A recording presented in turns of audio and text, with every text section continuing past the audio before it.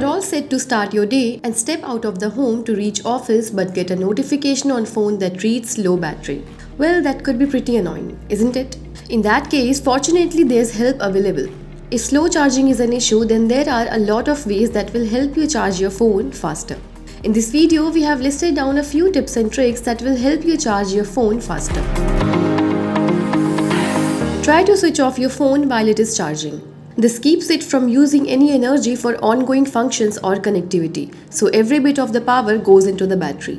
Do not use your phone while it's on charge. Screen is one of the biggest power drain on a phone, so whenever your phone is on charge, avoid using it. Next thing that you need to do is switch on the flight mode. Like your phone screen, the connectivity of your phone is the other big drain on your battery reserves. So whenever you charge your phone and want it to get charged faster in lesser duration, then always switch aeroplane mode in the phone. Get yourself a portable charger. Having a portable battery pack ensures that your devices are always charged when you need them. The convenience of wireless charging makes them especially useful when you are on the go, having an emergency or experience a power outage.